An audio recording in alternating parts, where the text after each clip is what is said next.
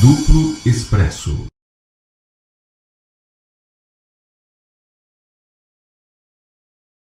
E na parte da tarde, como você vê como é atribulado, já fui para a polícia, né, atualizar lá o meu dossiê, porque obviamente que eu não vou dar margem ao azar. Então, obviamente que eu vou encarecer o máximo possível, e também de estratégia eu entendo, eu vou encarecer o máximo possível qualquer tipo de retaliação contra mim.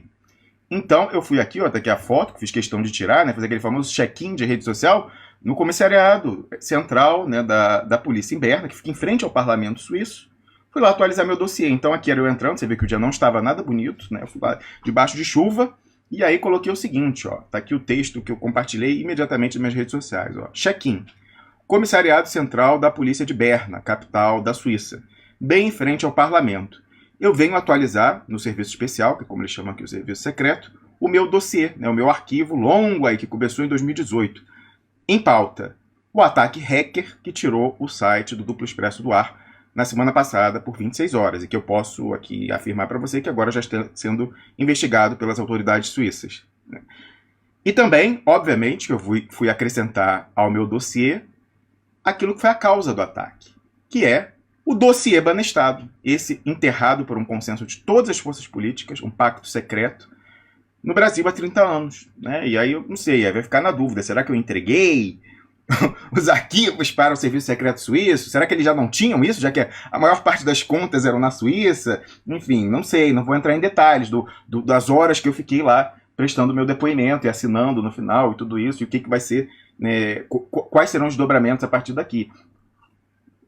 Mas eu quero encarecer, porque o que aconteceu? Né? Obviamente, diante de todas as precauções que eu tomei, inclusive transformando isso numa affaire internacional, se acontecer alguma coisa comigo, se acontecer alguma coisa com as minhas cachorras, se acontecer alguma coisa com a minha família no Brasil, tudo isso vai potencializar ao máximo, né, a repercussão que haveria já natural com a revelação desse segredo das contas. Então, óbvio que eu não sou bobo, eu não quero morrer, eu amo muito a minha vida, amo minha família, sobretudo. Então, eu precisava fazer isso, você pode dizer temerário, mas eu não fui responsável, né? Eu estou fazendo. Então, eu fui ousado, mas estou me precavendo de todas as formas possíveis, e isso incluía e a polícia hoje, né? Então, concluindo aqui a postagem, o texto que eu coloquei, eu falei, ó, do dossiê Banestado, essa foi a causa do ataque. Em meia hora apagaram o nosso site, que ficou 26 horas fora do ar.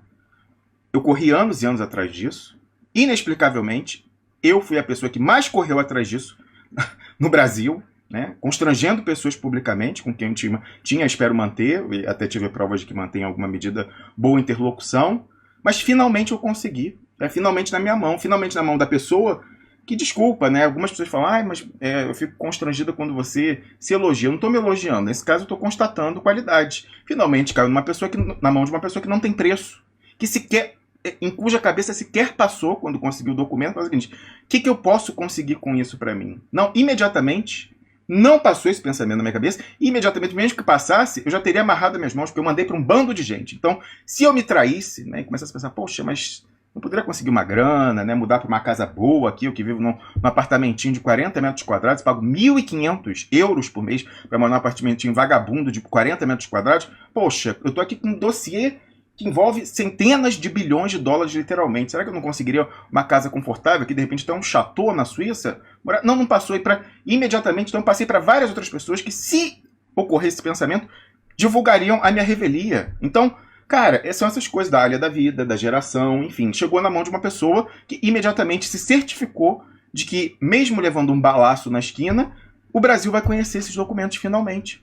E foi isso. Então, finalmente caiu na mão dessa pessoa. Algumas me caracterizam, né, como o menino maluquinho da Suíça. Pois é, precisava do menino maluquinho na Suíça para fazer a loucura de levar ao Brasil os documentos do Banestado, sob risco da sua segurança, da sua família, e inclusive sem pensar em qualquer proveito que pudesse tirar. Realmente que a pessoa não pode ser normal para fazer o que eu faço. É evidente, né? E eu nunca quis dizer que eu sou normal. É óbvio que eu não sou normal. Mas justamente precisou de uma pessoa anormal para fazer o Brasil conhecer o Banestado. E vai conhecer, como eu falei. Agora é só questão de tempo. A gente está acelerando para, logo depois do Carnaval, torpedear a República com essa revelação há tanto guardada. Né? Então, como eu falava aí na postagem, finalmente caiu na minha mão. Eu corri atrás quase sozinho. Né? E não foi, como eu falei, não foi nenhum dirigente de partido, não foi ninguém que exerceu o mandato. Todos esses ficaram até o final sob o pacto que acertaram com a finança transnacional de ocultar isso daí,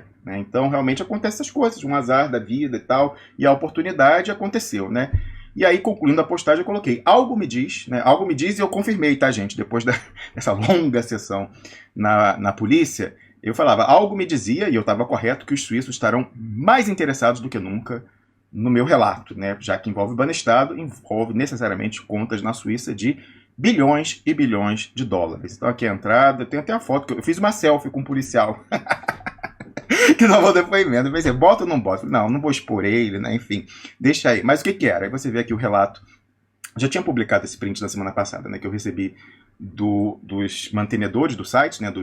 Onde é feita a hospedagem, falando que o site tinha sido hackeado de uma forma sofisticada, né? Então tá aqui a troca de mensagens da segunda-feira passada, que tá em inglês, não vou traduzir mais uma vez, mas qual que era a causa do ataque, né? Que eu fui lá levar essa questão. Era isso aqui, eu consegui.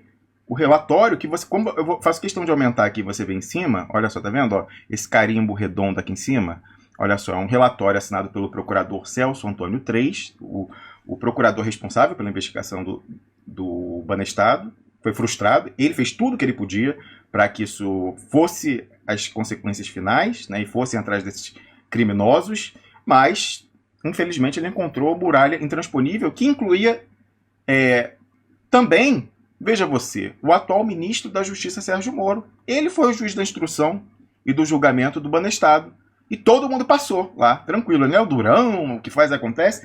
Não, com o Banestado foi diferente, também passou, fez parte da muralha que blindou Deltan Dallagnol, Carlos Fernando, Januário Paludo, todos esses procuradores aí da Lava Jato, os delegados, né, Érica Marena, Igor Romário, todo esse pessoal aí que quis se fingir de Elliot Ness Tropical, aquela turma lá do TRF4, né, Victor Laus, Leandro Poulsen, qual é o outro? Gebran Neto, né, o Gebran Neto, passou por eles, passou pela tal a Câmara de Gás do STJ, lá com aquele Félix Fischer, né, passou por eles, passou pelo STF. Todo mundo botou a sua digital nesse pacto mafioso, né? Então, a despeito do trabalho do Celso Antônio III, tão incumbido estava e ele se sentia de levar isso a público, que ele entregou o relatório a uma CPMI, uma comissão parlamentar mista, Câmara e Senado, lá no início do governo Lula, final do governo Fernando Henrique. Ele entregou todo o fruto do trabalho. A lista das CC5, que agora chegou à minha mão, você vê aqui esse carimbinho vermelho em cima, então o relatório dele, obviamente que ele fez isso mediante requerimento, então ele foi, em alguma medida, constrangido pelo Poder Legislativo, que é o poder independente, né, a entregar esses dados. E aí você vê que a via que eu recebi foi que os políticos, todos os partidos políticos, de esquerda incluso, receberam, tá aqui, ó, cópia do relatório entregue à CPI dos bancos, né, que foi o nome fantasia para disfarçar que era a CPI do Banestado, CPI das CC5. Pois é, eu faço questão de mostrar isso. Eu consegui o que toda a classe política, inclusive todos os partidos de esquerda, tem há 20 anos. Que o Piguinho Vermelho, né, a imprensa dita alternativa, tem há pelo menos 11 anos. Né, na mão do, por exemplo, aquele Amaury Ribeiro Júnior, conseguiu para fazer o Privataria Tucana e pensou dali só o que havia contra o José Serra, porque era a pessoa que ia disputar a eleição com a Dilma Rousseff em 2010. O restante, ele ocultou tudo. Outras pessoas parecem já me falando que outros autores do Piguinho Vermelho também conseguiram e nunca publicaram na integralidade. Precisou do menino maluquinho da Suíça para o Brasil conhecer isso. Como eu falei, é só uma questão de horas aí até a gente conhecer. E essa foi a razão do ataque ao site e essa foi a razão também, obviamente, de eu ter ido hoje à polícia encarecer qualquer tipo de tentativa de retaliação contra mim, contra minha família, etc, etc. Então, nós tomamos decisões ousadas, decisões das quais a gente possa vir a nos arrepender, nós millennials, eu em particular. Sim, é verdade. Agora, obviamente que a gente não é boba, que ninguém é moleque, e a gente faz isso na maior seriedade possível. Olha, se tem uma coisa que me irrita, é a pessoa me mandando inbox de... Eu queria uma maneira de desativar essa porcaria. Eu não vejo, não adianta me mandar inbox de Facebook, eu não vejo de ninguém. Essa porcaria abre sozinho, eu odeio isso, ainda mais quando eu estou no ar mostrando o meu Facebook. Né? Então isso tem tudo a ver com o que a gente vai discutir já aqui em instantes, como eu falei. O meu companheiro, meu par de geração milênio, Flávio Amaral, está fazendo uma coisa mutatis mutandis, parecida com o que eu fiz, as caravelas que eu queimei, que não tem volta, enfim, é uma coisa da nossa geração. Isso tem tudo a ver com o momento que a gente vive e tem tudo a ver com você finalmente conhecer os documentos do Banestado. Se não estivéssemos com um milênio tocando isso, não ia ter Banestado. Simples assim. E vai ter. E vai ter. Bom, antes de chamar aí, eu queria mostrar outra coisa que tem tudo a ver também com o Millennial. O Millennial é esse, então, ousado, que rompe, né, com os códigos anteriores, inclusive, às vezes, de uma forma que pode prejudicar interlocuções que tinha, né, constrangendo publicamente, enfim, acabando com o pacto de silêncio e até constrangendo, em alguma medida, pessoas que estão fazendo coisas que o Millennial considera errado ou que não estão fazendo o que o Millennial gostaria, né? Tem até um nome para isso nas redes sociais, fazer shaming, um constrangimento público. A pessoa está fazendo uma coisa que você não gosta, ou então você queria que ela fizesse outra coisa, você chama lá na rede social, olha, fulano, faça isso, você tem que fazer isso, tá pisando na bola e tal. E então, para você ver que aqui não tem moleque, mas tem pessoa ousada, hoje, ao mesmo tempo, no intervalo, enquanto eu me dirigia à polícia, eu chamei um shaming simplesmente ao digníssimo senhor ex-presidente da República Federativa do Brasil, Luiz Inácio Lula da Silva, pessoa pela quem eu tenho o mais alto carinho, mas todo esse carinho que eu tenho, você é testemunha de tudo que eu fiz para ajudá-lo, isso não me impede de cobrá-lo quando eu acho que ele tem que ser cobrado, inclusive expô-lo quando eu acho que ele tem que ser exposto, na medida que ele tem que ser exposto. A resposta a essa pressão que eu faço é ele quem vai dar. Agora, por respeito ao meu trabalho, por respeito a esse espaço e por respeito, sobretudo, ao Brasil, eu sou obrigado a fazer essa exposição pública. Obviamente que eu tento contato privado também, faço contato privado. Agora, essa exposição pública eu devo em respeito a mim, a você e ao Brasil.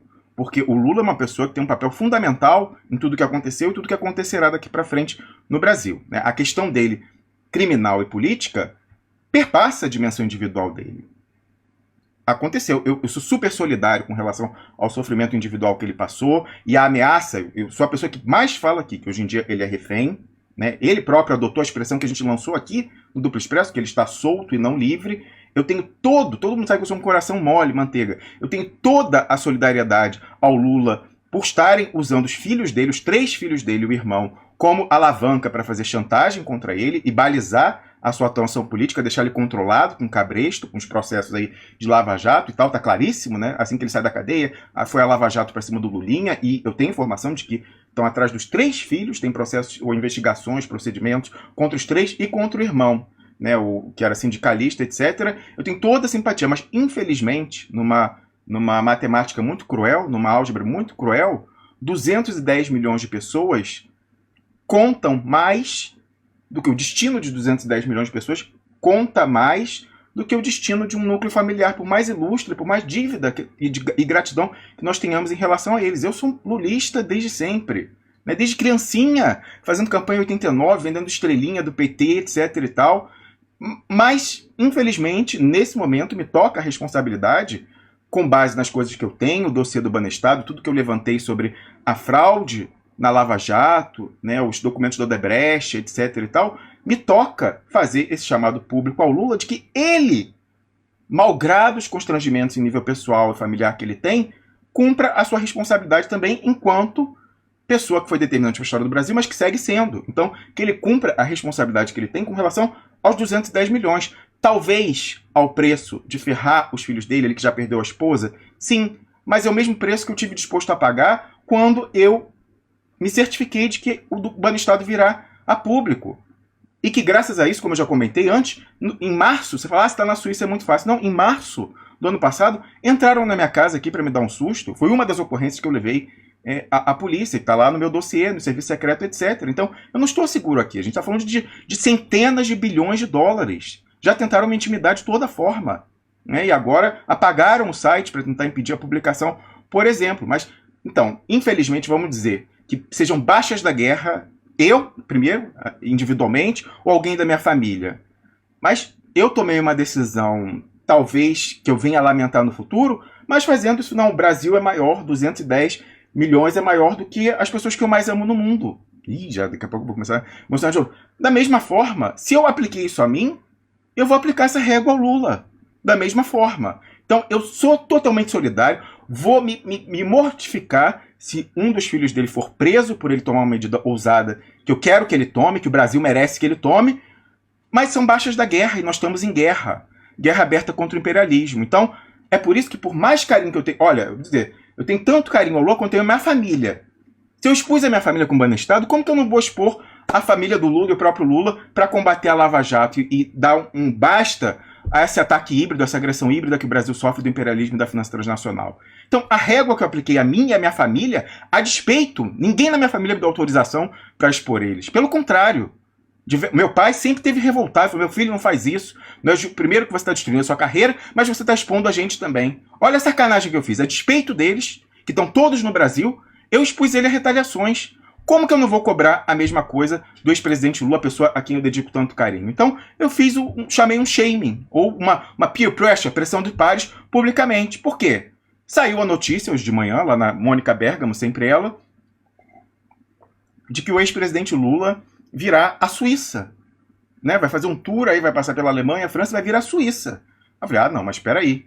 Eu estou na Suíça, o menino maluquinho da Suíça, o menino maluquinho que virou noites e noites e noites para juntar bomba atrás de bomba, atrás de bomba, mostrando que a Lava Jato é uma farsa, os crimes da Lava Jato. O menino maluquinho da Suíça que quando conseguiu uma prova de crime do Sérgio Moro, de fraude processual, depois de correr 2 meses atrás do Rodrigo Tacla Durães, advogado do Odebrecht, foi atacado como se fosse um cão sarnento pelo líder do partido do ex-presidente Lula na bancada, o Paulo Pimenta, que inventou um dossiê dizendo que eu era corruptor de país africano, né, denegrindo a minha imagem, expondo a minha família no Brasil, etc, etc. Então, por respeito a tudo que eu passei para ajudá-lo, mas querendo ajudá-lo mais do que ajudar a pessoa do Lula, eu queria ajudar o Brasil, porque a Lava Jato era o operador local dessa dominação e desse ataque ao Brasil, então ajudar o Lula era ajudar o Brasil, eu tenho que respeitar tudo que eu fiz e continuar, inclusive, lutando pelo Brasil. E é por isso que eu sou obrigado, então, sabendo que o Lula vem à Suíça, que é o país onde eu resido, que é o país onde estão os documentos originais do Odebrecht, que você pegando consegue provar toda a fraude que a Lava Jato está fazendo no Brasil, apagando, editando o que eles chamam de prova para mandar pessoas para a cadeia, é só você pegar o original. Aí depois você pega a adulteração e fala, não, Deltan Dallagnol, você é um criminoso, olha aqui. Como é que você apagou o nome de Tucano? Como é que você enfiou nome de petista? Como é que você alterou valores e datas e tal? É só pegar. E eu nunca entendi como ninguém do PT, inclusive o presidente Lula, mas não é só ele, por exemplo, pessoas que foram processadas com base em documentos, entre aspas, da Lava Jato, adulterados. Gleisi Hoffmann, Lindbergh Farias, Jacques Wagner, quem mais é? Eu vou ser injusto, obviamente, mas olha, Vacari, enfim, Dirceu, todo mundo que entrou na Lava Jato, todos eles poderiam vir aqui à Suíça e pedir, olha, essa cooperação que existiu entre o Ministério Público da Suíça e o do Brasil, que recuperou nos servidores do Odebrecht na Suíça os documentos e deu uma via para procuradores dos Estados Unidos, uma via para procuradores da Suíça, uma via para procuradores do Brasil. Bom, a Suíça entregou para procuradores do Brasil, né, na cooperação entre ministérios públicos, partindo da suposição oriunda do princípio de comity, de deferência do direito internacional, de que os países agem de boa fé. Né? Então você coopera, você ajuda o outro país, seu país irmão, país par, porque ele tem uma presunção de que ele age em boa fé com a ajuda que ele recebe de você, outro país. Mas essa presunção não é absoluta. Essa presunção pode ser afastada se você mostra que o país agiu de sacanagem. Então o que aconteceu? A Suíça, né, de acordo com esse princípio do comity, da deferência internacional, entregou, né, de boa fé os documentos ao Deltan Dallagnol, né, em pendrive até, ele veio aqui buscar, e na largada, chegando ao Brasil, o Deltan Dallagnol sumiu com 3 mil. Ele recebeu aqui 18 mil, chegou no Brasil dizendo que eram 15.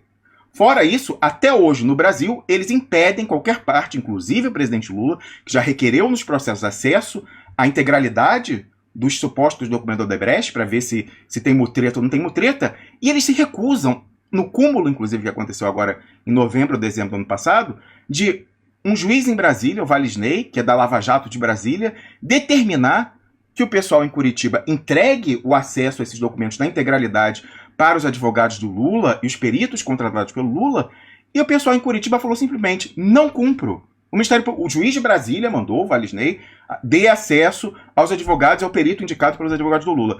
O Ministério Público de Curitiba falou, não dou. Se você quiser algum documento, me peça, eu vou te entregar a coisa destacada e você tem que aceitar a minha palavra de que ele não tem adulteração. Mas já chegou esse cúmulo de conflito entre a própria juristocracia, quando bastaria vir à Suíça, pedir o original e mostrar. E eu nunca entendi como ninguém do PT veio, como o próprio presidente Lula nunca veio. Né? Então, são coisas que eu fui quebrando a cabeça, mas depois eu cheguei a entender. né, que havia um pacto, que o presidente Lula pulou em cima da granada pelo PT, porque não ia estar o nome dele nos documentos da Odebrecht, mas ia ter, de repente, outra pessoa que ele quis preservar com o sacrifício pessoal dele. Só que esse sacrifício pessoal dele é muito louvável na dimensão individual, mas está levando o Brasil junto, e o Brasil é maior. E aí isso eu não posso tolerar. Então, eu espero, se ele está vindo à Suíça, não digo nem que ele me procure, não precisa me procurar, eu me disponibilizei, encontro, faço até uma live com ele, se ele quiser vir aqui no meu cafofo de 40 metros quadrados. Mas não precisa me procurar, as minhas ideias já estão expressas publicamente. Eu aqui procurei, movi mundos e fundos, articulei com parlamentares suíços, com professores universitários suíços, o professor Jan Ziegler, da Universidade de Genebra, ele que escreveu, né, na Suíça se lava mais branco, se lava melhor, né, um best-seller falando da lavagem de dinheiro aqui, com brasileiros radicados aqui na Suíça revoltados com o que acontece no Brasil, pessoas da finança aqui que estão revoltadas com o que acontece, também com advogado suíço que se disponibilizou a advogar o presidente Lula nesse processo em que ele iria processar, note bem, é uma coisa ousada, você vê as manchetes que gerariam, mesmo que não resultasse em nada, olha as manchetes internacionais que geraria. O ex-presidente do Brasil, né, o cara, segundo Obama, vem à Suíça, processa o Estado suíço, porque, de acordo com a cooperação internacional, o Estado suíço agiu de boa-fé, entregou de acordo com a deferência internacional, acreditando que o Brasil, o Ministério Público Brasileiro, agiu de boa-fé os documentos do Odebrecht, que ele consegue provar com toda a facilidade, o trabalho já está feito por mim, de que houve a falsificação, sumiram com documentos. Ele vai mostrar, olha, há uma presunção de que o Brasil, o Ministério Público Brasileiro, age de boa-fé, mas tem aqui a prova, então estou afastando essa presunção, que é relativa e não absoluta, de que eles não agiram de boa-fé. Então eu peço para o Estado suíço não ser cúmplice de uma violação grave do devido processo e dos direitos humanos, eu peço acesso aos documentos aqui na Suíça. Porque o Estado suíço, ao não me dar isso, está descumprindo até os seus princípios fundamentais constitucionais, né, da solidariedade internacional, o cosmopolitismo, respeito aos direitos humanos, devido processo, etc, etc. A Suíça que abriga simplesmente o Palácio das Nações, né, que é inclusive onde foram celebrados os primeiros tratados de direito humanitário, antes de existir direitos humanos, né, que regulamentaram aí o direito da guerra, etc, nas convenções de Genebra. Então, a Suíça é constrangida internacionalmente com essa questão dos direitos humanos, né?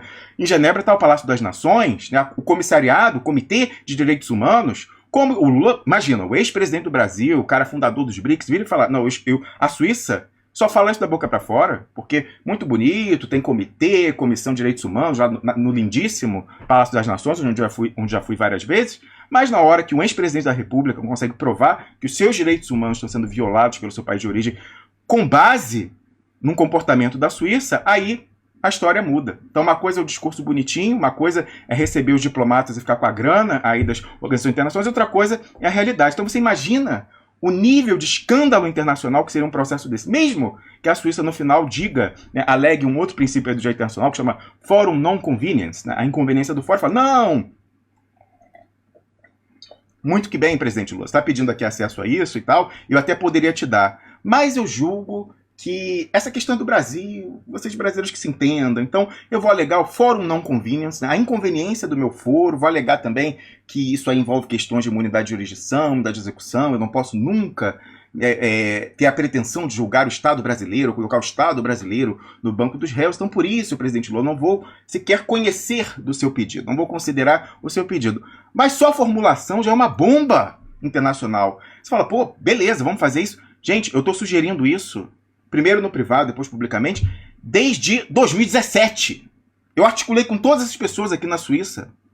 Aí quando eu vejo a notícia hoje que o presidente Lula, né, restituída a nossa liberdade, como ele mesmo diz, mas apenas sua soltura, e ele passa a fazer viagens internacionais, e ele diz que tem uma agenda que vai vir a França, a Alemanha e a Suíça, aí eu sou obrigado a falar, não, mas então peraí, presidente, a gente esperou até agora, mas agora a gente vai pegar os documentos. Certo? Da Odebrecht, inclusive, de bônus, assim, de graça, eu vou te dar os documentos do Banestado. Eu não sei se o senhor tinha, mas agora eu faço questão de tirar uma foto entregando para o senhor. O que o senhor vai fazer com os documentos do Banestado ou não, aí é um juízo seu e que a história cobrará. Agora, até isso eu faço. Então eu sou obrigado, por mais carinho que eu tenho pelo Lula, mais carinho ainda eu tenho pelos 210 milhões de brasileiros. Então eu sou obrigado a publicizar o convite que eu faço ao Lula para enfrentar a Lava Jato de verdade. Enfrentar o imperialismo e a finança de verdade, para além do gogó, para além da retórica. Né? As armas eu consegui, individualmente, sacrificando, expondo a minha família ao risco de serem retaliados pelas decisões que eu tomei individualmente, de uma maneira muito egoísta. Mas, obviamente, então, que eu tenho, no mínimo, que dividir o peso dessa responsabilidade com o ex-presidente Lula, né? Porque ele é responsável tanto quanto eu, na verdade, muito mais, pelo destino dos 210 milhões de irmãos nossos brasileiros, né? Então, tá aqui, vou mostrar aqui o tweet que eu coloquei em todas as redes sociais, e peço, inclusive, se você concorda que o presidente Lula tem que saber que ele tem essa responsabilidade de desmascarar a Lava Jato, não por ele, mas pelo Brasil, eu peço que você vá ao Twitter e ajude a retweetar, para que a ignorância não possa ser alegada. Já não tem mais, né? Todo mundo tomou conhecimento disso, né?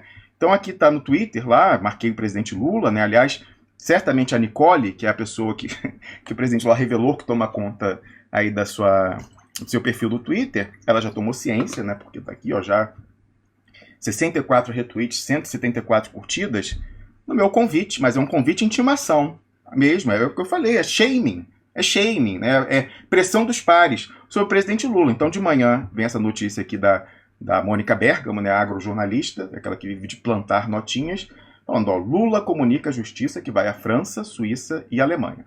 A viagem começa por Paris, onde ele receberá o título de cidadão honorário. Olha, até teria comentários a falar sobre essa papagaiada aí, mas isso não é importante agora. O que importa é a Suíça. É a virada do jogo que permite a vinda do Lula à Suíça, né? E como eu falei, o trabalho está todo feito. Eu fiz o trabalho todo ao longo desses anos, né? Então já está feito. Então, por respeito a mim, respeito ao Brasil, eu sou obrigado a fazer essa cobrança pública ao ex-presidente Lula.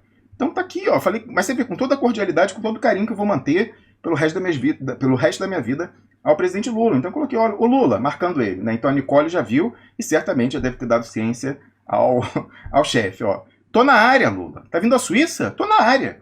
Se você quiser, presidente, eu passo pro senhor o dossiê Banestado, que é aquele que pega o Sérgio Moro. É só chegar junto. Tá comigo. Não foi ninguém da política que me deu, presidente. Infelizmente, por mais que eu esperasse, não foi ninguém do seu partido que me deu. Não foi ninguém do PSOL, ninguém do MDB, ninguém nacionalista, ninguém do PSB, ninguém do PCdoB. Todo mundo que estava lá naquela CPMI não foi nenhum desses. Mas eu consegui. O menino maluquinho da Suíça tanto fez que conseguiu. Né? Então, se o senhor quiser, se o senhor não tinha ainda, eu não sei, assim, poxa, é até difícil acreditar. O presidente Lula, deputados do seu partido conseguiram isso e não teriam dado uma cópia para ele? Não sei. Mas, enfim, de qualquer forma, eu consegui. E eu publicamente estou franqueando ao senhor e a todos os membros do seu partido acesso a ele. Né? Não que não tivesse, como eu falei. Os deputados do seu partido, presidente, receberam isso 20 anos atrás. A Maria Lúcia Fattorelli, da Auditoria Cidadã, ela esteve aqui na sexta-feira e falou que ela fez um requerimento público à CPMI pedindo acesso e nenhum partido deu a ela. Então agora ela tem, tá com ela. Tá com ela desde semana passada, mas graças ao menino maluquinho da Suíça. Então eu coloquei aqui, ó. Se você quiser o dossiê do Banestado, se o senhor não tem ainda, presidente, tá aqui. Eu entrego. Antes ainda da divulgação que ele vai fazer, obviamente um pedido presidencial a gente atende, como já atendi no passado. Quando o senhor, lá em março de 2018, queria saber o que estava acontecendo na treta pública do líder do seu partido na Câmara, o Paulo Pimenta e a gente, eu virei uma noite aqui, escrevendo um relatório que o senhor recebeu em mãos no Instituto, relatando coisas que o resto do Brasil só veio descobrir meses e meses depois, se não anos. A história lá do rolo do Paulo Pimenta com o posto de gasolina lá onde tinha fraude de coisa de combustível, de fraude fiscal. Também a coisa esquisita dele, com o primo sendo laranja dele em exportação fantasma de arroz para esquentar dólares e reais frios numa região de tríplice fronteira. Né? O problema não é nem o esquentamento dos dólares. Lá que o primo dele acusou, o primo falou, eu era laranja do Paulo Pimenta, o líder do PT na Câmara. Não, pior é o que era a origem desses dólares frios e reais frios que precisavam ser esquentados numa região de tríplice fronteira? Qual é o tipo de comércio, qual é o tipo de tráfico, tipos de tráfico é um sinônimo de comércio, que rolam na tríplice fronteira e que necessitam de esquentamento de dinheiro frio? Né? Eu escrevi para o senhor, presidente, o senhor sabe disso, eu tenho provas de que foi entregue nas suas mãos no Instituto, 45 dias antes do senhor ser preso. Então, eu já atendi, virei noite aqui para atender um pedido presidencial, mais uma vez, eu não vou me furtar de atender. Então, se o senhor quiser o documento do Banestado, eu envio agora. Né? Temos conhecidos em comum que podem fazer intermediação, eu envio agora para o senhor. Mas eu sou obrigado a fazer essa cobrança pública, primeiro em respeito a mim mesmo, mas em respeito, sobretudo, aos 210 milhões de irmãos nossos brasileiros. Né? Então, eu escrevi aqui publicamente, peço que você que está vendo, se tem perfil no Twitter, que vá lá retweetar, para que a Nicole seja constrangida, shaming, a falar com o Lula, e que o Lula tem que dar uma resposta pública. Né? A cobrança é pública, a resposta tem que ser pública. Então tá aqui, ó, vou repetir. Tô na área, Lula. Se quiser o dossiê do Banestado, que pega o Sérgio Moro, chega junto, tá comigo. Bora aproveitar, aí vem a novidade, né? Bora aproveitar e pedir a integralidade dos documentos da Odebrecht à Suíça, né, nessa questão aqui de toda a articulação que eu fiz em 2017. Em 2017, meses e meses antes dele ser preso. Bora aproveitar e finalmente pedir aqui na Suíça acesso aos documentos da Odebrecht para mostrar cabalmente a falsificação de provas, entre aspas, pelo Deltan Dallagnol. E eu sou assim, você está vendo na tela, ó, marquei o Sérgio Moro, marquei o Lula. Shaming é assim que funciona, gente. Shaming de milênio é assim, você marca todo mundo. Tá marcado o Sérgio Moro, tá marcado o Lula, eu botei o hashtag Banestado, todos eles sabem perfeitamente o que isso significa. Marquei o Deltan Dallagnol, o que sumiu com 3 mil documentos no caminho da Suíça para o Brasil. Então, bora finalmente mostrar que a Lava Jato é criminosa e que eles são reféns e operadores dos Estados Unidos no Brasil, que estão destruindo o Estado Nacional Brasileiro. Mas eu não posso fazer isso sozinho. Tudo que eu podia fazer sozinho eu fiz.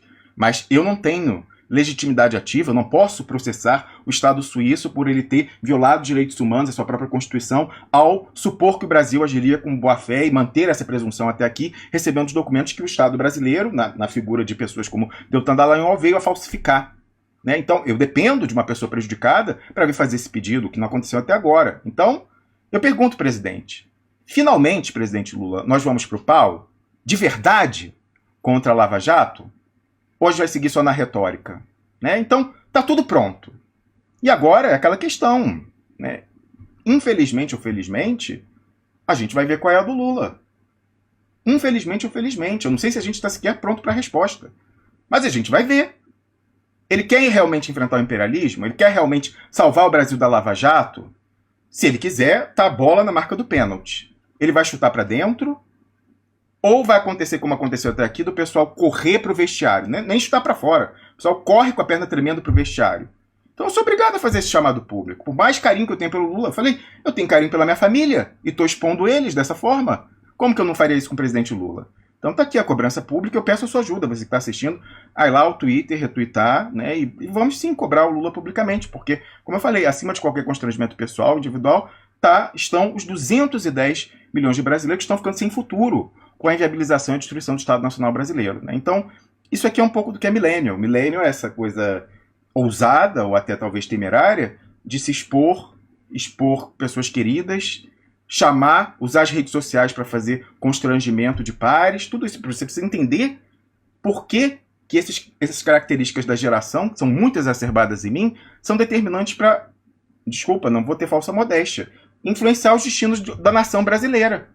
Presta atenção, se o Lula vier aqui e usar tudo que eu levantei sozinho ao longo desses anos, com apoio de outras pessoas que me ajudaram, o destino do Brasil pode mudar.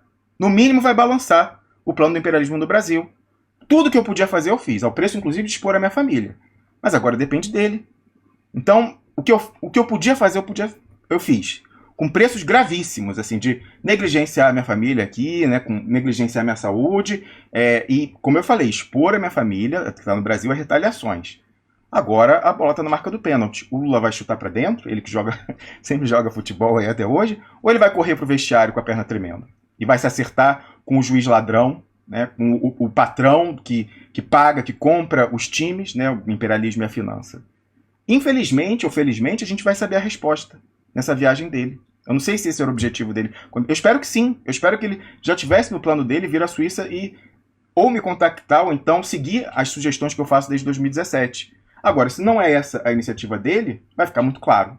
Né? Infelizmente, felizmente, enfim. Eu até acho interessante porque eu apanho, como sempre, de todos os lados. Vou botar aqui em mim de novo. Então eu apanho do pessoal do PT, apanho do pessoal do Ciro Gomes, apanho todo mundo. Então, na semana passada, o pessoal do Ciro Gomes estava revoltado, ou essa semana, enfim, estou meio sem noção do tempo, porque, mais uma vez, eles falam, você fica levantando suspeitas sobre o Roberto Mangabeira Unger, que inclusive foi medido do Lula e da Dilma, né? Mas assim, falando que ele é da CIA, né? Falando que ele não é nem espião da CIA, que ele é um recrutador da CIA. O Roberto Mangabeira Unger, professor de Harvard, foi professor do Obama, que tentou primeiro colar no Brizola, aí depois de um tempo o Brizola deu um pé na bunda, aí tentou colar no Lula, o Lula esnobou, depois da Câmara de 89, aí colou no Ciro Gomes em 98, até hoje segue, não fiel, que ele já colou também agora no Witzel, né? Ele parece uma mosca em cima do cocô, né? Ele é atraído por qualquer coisa, não, enfim, não quero dizer que as pessoas que ele buscou são cocô, mas enfim, ele sente uma atração irresistível por qualquer pessoa que tenha a perspectiva de chegar ao poder no Brasil. Aí eu falo, não, eu não estou insinuando, né, não acusei o Mangabeira Unger de ser recrutador da CIA, eu estou afirmando que o Roberto Mangabeira Unger é um recrutador da CIA. E quando eu faço isso, Mais uma vez eu estou me expondo, você talvez não saiba disso, mas é um crime federal nos Estados Unidos alguém que conheça a identidade de um operativo da inteligência americana revelar sua identidade. Então, eu fazendo isso, eu estou cometendo um crime federal nos Estados Unidos. Incidentalmente, no dia em que começaram as audiências para o processo de extradição do Julian Assange para os Estados Unidos, onde ele pode enfrentar a pena de morte. Então eu não estou fazendo aqui molecagem. Eu estou me arriscando, inclusive, espero que não, porque eu sou um residente permanente na Suíça, tenho as prerrogativas de jornalista, um Estado que tem tradição em abrigar asilados, exilados, centenária, desde os huguenotes da França, com João Calvino, passando por Bakunin, que morreu aqui na minha cidade, está enterrado aqui, o líder anarquista do século XIX, em Berna, Lenin, que ficou exilado aqui em Zurique, até sair num trem blindado para fazer a revolução na Rússia. É um Estado que tem tradição centenária de abrigar dissidentes de consciência e dissidentes políticos. Eu espero que essa tradição, já que eu tenho residência permanente aqui, sou reconhecido como jornalista, com as prerrogativas, pessoa que faz vazamento, não sou um cidadão de segunda classe, porque tenho a nacionalidade europeia, italiana, etc. e tal. Eu espero que isso evite que eu tenha o destino que o Julian Assange vai ter, e que começou a ser traçado hoje. Agora, eu me arrisquei mais uma vez, quando eu falo aqui e reafirmo, que Roberto Mangabeira Unger não é um espião, é um recrutador da CIA. Não é leve a decisão de fazer isso. E aí o pessoal do Ciro falou, mas como que você... Não, mais uma vez, estou afirmando, mas enfim. O pessoal do Ciro está revoltado comigo esses dias, porque mais uma vez eu lembrei aqui que Mangabeira Unger é recrutador da CIA e que o Ciro, estranhamente, continua aí mais de 20 anos, desde 98, colado com essa pessoa. Mas aí agora, aí você vê que coisa. Hoje, quando eu publiquei esse convite público / intimação ao Lula, uma pessoa ilustre, que é um contato comum entre mim e o próprio Ciro Gomes, cirista, virou para mim e falou o seguinte, você continua com essas suas ilusões com Lula, como assim você está achando que ele vai pegar? Bom, é ilusão, não é ilusão? O tempo vai dizer. O tempo vai dizer. Agora, eu estou dando a chance do presidente Lula me decepcionar. Se ele vier me decepcionar, eu espero que não, vou rezar para que ele não me decepcione. Eu estou dando a chance dele decepcionar ou não 210 milhões de pessoas, abandonar ou não 210 milhões de pessoas à agressão imperialista, virarem escravos, cidadãos de segunda classe, serem extintos enquanto povo. Que um genocídio do brasileiro siga existindo. Eu estou expondo o Lula a isso. Então, na verdade, obviamente que eu estou dando uma chance dele me decepcionar, mas eu também estou tirando qualquer véu que haja. Se o Lula não fizer o que ele tem que fazer, está muito claro. Está muito claro. Que ele compôs com quem quer que seja. Não sei se ele acha que isso é melhor para o Brasil, virar um satélite dos Estados Unidos, e que é o que dá para fazer. Não sei se ele teme por si, pelos filhos, pela namorada. Não sei quais seriam as motivações se ele não vier fazer o que tem que fazer. Agora, vai ficar claro, claríssimo, que nós não poderemos mais contar com ele, se contávamos até aqui, como uma pessoa determinante para nos liderar, ou pelo menos nos fortalecer no enfrentamento do imperialismo.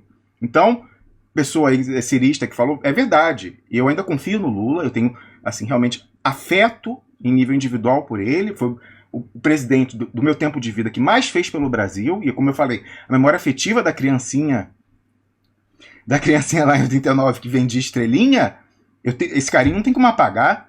Então, obviamente que eu tenho enorme carinho por ele. Agora, eu sou obrigado, se eu estou expondo a minha família pelos 210 milhões, eu também tenho que expor o próprio presidente Lula, que pode fazer muito mais pelo Brasil do que eu sozinho fiz. E olha que, desculpa, as pessoas acham chato quando faço autoelogio, mas não é autoelogio, é constatação. Olha que eu fiz muito sozinho pelo Brasil. Muito! Tudo que eu levantei contra a Lava Jato, sendo atacado por membro destacado do PT, assim, para minha enorme surpresa, e agora consegui os documentos do Banestado, enterrados há 30 anos. Então, infelizmente, sou obrigado a dividir o peso dessa responsabilidade com o ex-presidente Lula, e eu espero que ele esteja à altura do seu papel histórico, da sua missão histórica. Eu espero que aquela criancinha de 89, que vendia estrelinha, que ainda vive em mim em alguma medida, não seja decepcionada. Pode acontecer? Pode. Claro que pode. Então, talvez os ciristas que vieram falar, você é um trouxa de não acreditar no Lula, talvez eles venham rir depois da minha cara de otário, que mais uma vez tentou ajudar o Lula e, através dessa iniciativa de ajudá-lo, tentou ajudar o Brasil nessa quadra dificílima da história. Eu vou dar essa chance. Espero que a criancinha de 7 anos não seja decepcionada. Eu espero.